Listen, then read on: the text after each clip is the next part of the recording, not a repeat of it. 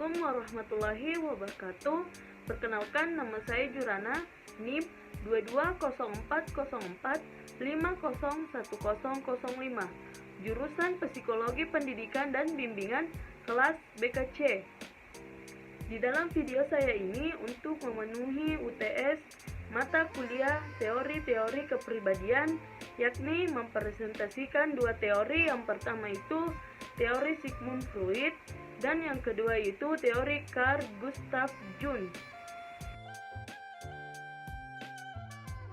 Yang pertama yaitu teori Sigmund Freud.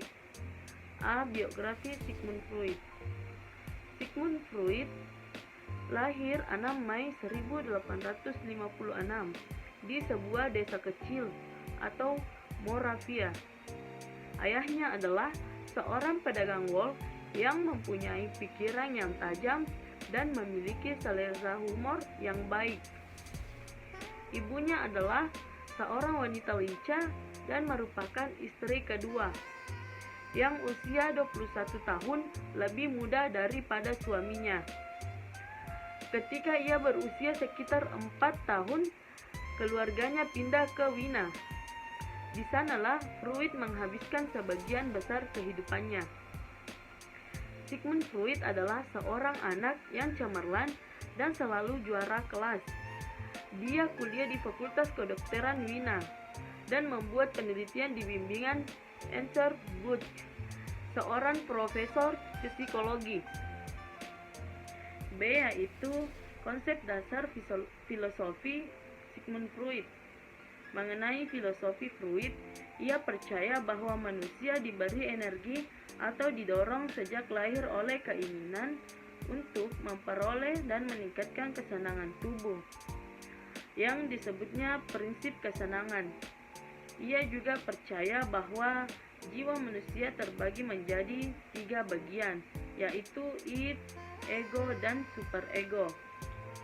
Id adalah bagian pikiran yang primitif dan instiktual yang mengandung dorongan seksual dan agresif serta kesenangan tersembunyi.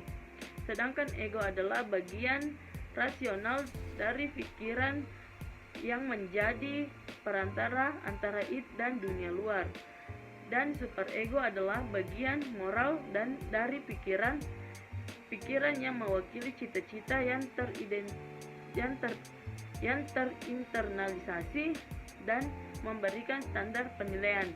Posisi umum Freud mengenai agama berdiri teguh dalam tradisi proyeksionisme naturalistik yang berpendapat bahwa konsep Tuhan pada dasarnya adalah produk konstruksi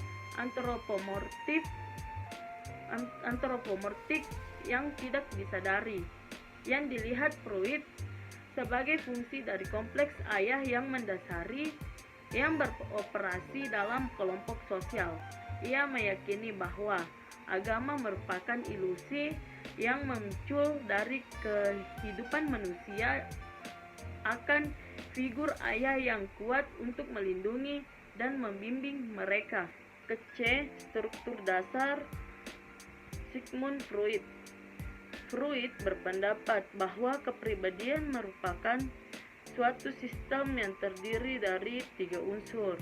Yang pertama itu Das As atau id. Das As atau id dalam bahasa Inggris disebut the id, disebut juga oleh Freud sistem Grundbaustein. Aspek ini adalah aspek psikologis dan merupakan dasar sistem kepribadian manusia, dan dari aspek inilah kedua aspek lain tubuh. The id berisikan hal-hal yang dibawa sejak lahir atau unsur-unsur biologis. Yang kedua yaitu Das Ich atau ego. Das Ich atau dalam bahasa Inggris the ego disebut juga sistem der Bewusstsein. Aspek ini adalah aspek psikologis daripada kepribadian dan timbul karena kebutuhan organisme untuk berhubungan secara baik dengan dunia nyata. Yang ketiga yaitu Das Über Ich atau superego. Das Übergewicht, atau dalam bahasa Inggris itu superego, adalah aspek sosiologi kepribadian, merupakan wakil dari nilai-nilai tradisional serta cita-cita masyarakat sebagaimana ditafsirkan orang tua kepada anak-anaknya yang diajarkan dengan berbagai perintah dan larangan. Superego lebih merupakan kesempurnaan daripada kesenangan karena dianggap sebagai aspek moral kepribadian. Yang kedua yaitu pribadi sehat dan tidak sehat Sigmund Freud. Yang pertama yaitu pribadi sehat. Mengenai kesehatan pribadi, teori perkembangan kepribadian Freud mengemukakan bahwa jiwa dibagi menjadi 3 bagian, id, ego, dan superego. Dalam pandangan Freud, keseimbangan interaksi dinamis antara id, ego, dan superego diperlukan untuk kepribadian yang sehat. Yang kedua yaitu pribadi tidak sehat. Sigmund Freud percaya bahwa ketidakseimbangan dalam sistem dapat menyebabkan neurosis, gangguan kecemasan, atau perilaku tidak sehat. Dia berpendapat bahwa motif, keinginan, ketakutan, dan kecemasan yang tidak disadari mendorong tindakan kita, dan ketika ingatan atau pikiran yang mengganggu mulai masuk ke dalam kesadaran kita, kita mengembangkan pertahanan untuk melindungi kita dari kenyataan menyakitkan ini, yang disebut mekanisme pertahanan. Yang yaitu dinamika kepribadian psikoanalisis menurut Sigmund Freud. Menurut Sigmund Freud, manusia termotivasi untuk mencari kesenangan serta menurunkan ketegangan dan kecemasan.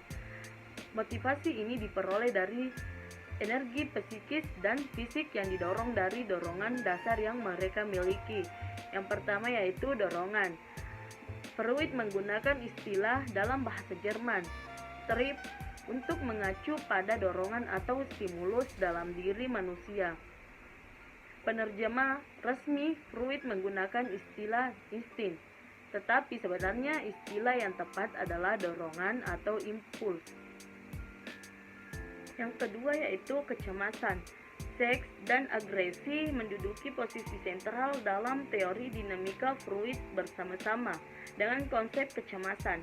Dalam mendefinisikan kecemasan, Freud menekankan bahwa kecemasan adalah situasi afektif yang dirasa tidak menyenangkan disertai dengan sensasi fisik yang memperingatkan seseorang terhadap bahaya yang segera datang. Perasaan yang tidak menyenangkan tersebut seringkali sama-sama dan sulit dipastikan, namun selalu terasa. Materi yang kedua yaitu Carl Gustav Jung. A. Biografi Carl Gustav Jung. Carl Gustav Jung lahir di Keswick, Swiss pada tahun 1975. Ayahnya seorang pemuka agama Protestan. Jung pada awalnya sangat tertarik untuk dapat mendalami arkeologi meskipun pada akhirnya hal tersebut tidak didukung oleh kondisi keluarga. Hal tersebut memperhatikan bahwa sebenarnya Jung sangat memiliki minat dengan berbagai bidang yang terkait dengan mitologi, filsafat, religi, dan penyelidikan dalam kebudayaan peradaban kuno. Ketertarikan itulah yang kemudian mempengaruhi perkembangan penelitian Jung. Jung masuk di Universitas Basel dan mengambil bagian medis dalam spesifikasi psikiatri. Kelulusannya dari Basel membawa untuk menjadi seorang asisten bidang medis di suatu klinik di Buchholz, Zurich, di mana dirinya mengembangkan keahlian dalam bidang medis bersama Eugen Bleuler, sekaligus belajar para paruh waktu di Paris di bawah bimbingan Pierre Janes. Dan pada masa itulah Jung mendapatkan berbagai inspirasi yang merangsang terlaksananya penelitiannya dalam bidang psikiatri, yang salah satunya adalah tentang teori ketidaksadaran. Yang ke-B yaitu konsep dasar Carl Gustav Jung. Carl Gustav Jung merupakan sebuah penggabungan pandangan teleologi dan kausalitas. Tingkah laku manusia itu ditentukan tidak hanya oleh sejarah individuasi atau kausalitas, tetapi juga oleh tujuan dan aspirasi individu teleologi. Masa lampau individu sebagai akualitas maupun masa depan individu sebagai potensialitas sama-sama membimbing tingkah laku individu. Kepribadian seseorang menurut Jung dapat dilihat secara prospektif dan retrospektif.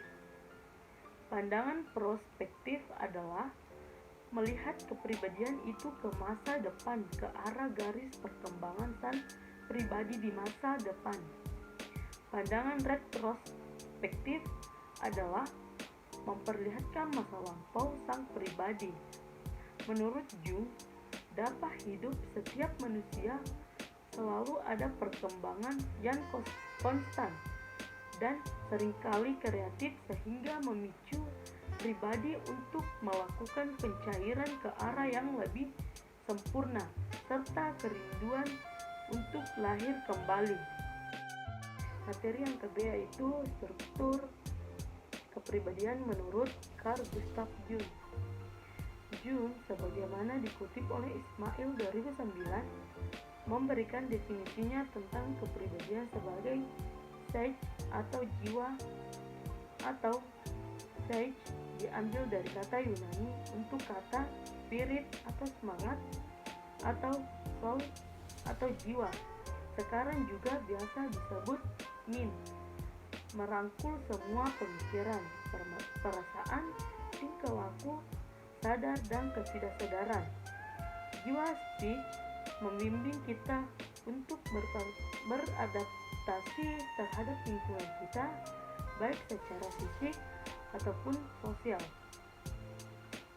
Struktur kepribadian diri dalam pandangan Jung terarah pada sistem yang mendukungnya. Antara lain yang terpenting adalah ego. Ego adalah jiwa sadar yang terdiri dari persepsi, ingatan, pikiran, dan perasaan sadar. Ego tersebut berkedudukan di kesadaran yang menekankan adanya perasaan identitas dan komunitas seseorang. Ego membantu menyesuaikan diri dengan realitas, yang khususnya realitas luar.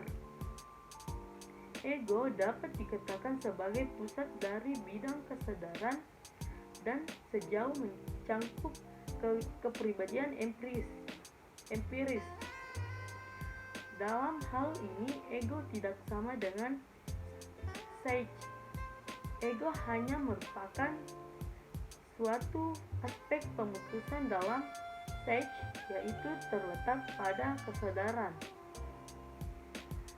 Orientasi manusia terhadap dunianya, arah aktivitas energi spesies, dan orientasi ke dalam dan keluar adalah hasil dari perspektif jiwa. Ketidaksadaran pribadi, self-conscious atau ketidaksadaran pribadi merupakan bagian dari psyche yang berada di bawah ego. Menurut Lindsay dalam Surya Sumno 2019, ketidaksadaran pribadi terdiri dari pengalaman yang pernah berada dalam kesadaran tetapi direpresi, disupresikan, dilupakan, atau diabaikan. Pengalaman tersadar ini merupakan rangkaian pengalaman dan kesan yang hadir dalam kehidupan sehari-hari tetapi terlalu lemah untuk diterima alam sadar, berpengaruh dalam tingkah laku secara tidak sadar. Ketidaksadaran kolektif. Kolektif unconscious merupakan bagian terpenting dalam struktur kepribadian dalam pandangan Jung. Isi dari ketidaksadaran kolektif ini adalah apa yang dikatakan sebagai arketipe yang merupakan bentuk bawaan lahir dari psyche, pola dari psikis yang selalu ada secara potensial sebagai kemungkinan. Ketidaksadaran kolektif ini adalah bagian paling dalam dari kepribadian. Ketidaksadaran kolektif adalah sisa psikis perkembangan evolusi manusia, sisa yang menumpuk sebagai akibat dari pengalaman-pengalaman yang berulang selama banyak generasi. Materi yang kedua yaitu pribadi sehat dan tidak sehat menurut Carl Gustav Jung. Yang pertama yaitu pribadi sehat. Menurut Jung, kesehatan psikologis adalah pengarahan dan bimbingan sadar terhadap kekuatan-kekuatan tak sadar. Alam kesadaran dan alam ketidaksadaran harus terintegrasi, kedua sisinya harus dibiarkan berkembang secara bebas. Proses penyebab terjadinya integrasi kepribadian yang disebut sebagai Jung adalah terindividuasi atau realisasi diri. Proses menjadi diri ini merupakan kodrati. Tentu saja proses ini merupakan kecenderungan yang sangat kuat, sehingga Jung menyebutnya sebagai insting.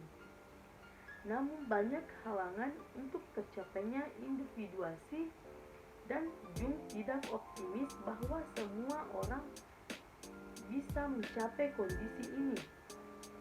Orang yang dapat mencapai sesuatu dalam dirinya, yakni pemahaman dan kematangan dan kesadaran psikologis keutuhan manusia penuh. Yang kedua yaitu pribadi yang tidak sehat. Menurut Jung, tidak sehatnya kondisi psikologis adalah disebabkan karena kehilangan hubungan spiritual kita dengan masa lampau. Jung menyebut ini dengan penyakit disosiasi dan disorganisasi, dan hanya ada satu cara penyembuhannya, yaitu adalah dengan memperbaharui hubungan dengan kekuatan-kekuatan tak sadar dalam kepribadian kita. Jung menentang pendapat tentang dominasi atau kontrol kepribadian oleh ketidaksadaran. Materi ke-E atau yang terakhir yaitu perkembangan kepribadian menurut Carl Gustav Jung. Menurut Jung, manusia tersebut berkembang atau berusaha berkembang dari tahap perkembangan yang kurang sempurna ke tahap perkembangan yang lebih sempurna. Dengan demikian, manusia selalu maju atau mengejar kemajuan dari tahap perkembangan yang kurang sempurna ke tahap perkembangan yang lebih sempurna. Menurut perkembangan kepribadian, untuk mengembangkan kepribadian ini, tujuan adalah sebagai bentuk aktualisasi diri. Aktualisasi diri berarti saling berhubungan dan perbedaan yang sempurna yang menyatukan semua aspek kepribadian manusia. Gerakan maju atau mundur dapat terjadi selama perkembangan kepribadian. Menurut Jung, dalam aktivisme 2013, progresi sadar dapat menyesuaikan diri dengan baik dengan kebutuhan ketidaksadaran dan tuntunan dunia luar. Sedangkan regresi tidak selalu negatif. Dengan bantuan San Aku, Anda dapat menemukan secara Anda dapat menemukan cara untuk mengatasi rintangan yang dihadapi dengan melakukan gerakan mundur, dan aku menemukan pengetahuan di dalam ketidaksadaran untuk mengatasi frustasi yang dihadapi. Menurut Jung, dalam Surya Brata 2016 mengumumkan bahwa kepribadian cenderung berkembang menuju kebulatan. Perkembangan kepribadian ini disebabkan oleh pembebaran kebulatan awal yang dikenal sebagai realisasi atau penemuan dini, yang pada awalnya tidak memiliki perbedaan dan tujuan. Setiap aspek kepribadian harus mencapai tingkat kepribadian dan perbedaan untuk mencapai kepribadian yang sehat. Proses ini disebut individuasi. Untuk individuasi, Anda harus menghilangkan persona, memahami anima dan animus, dan menyeimbangkan kemampuan untuk menetapkan diri di dunia internet dan baiklah, itulah tadi pemaparan materi atau penjelasan materi Sigmund Freud dan Carl Gustav Jung. Bila ada kesalahan, mohon dimaafkan karena saya hanya manusia biasa, tidak luput dari kesalahan. Assalamualaikum warahmatullahi wabarakatuh.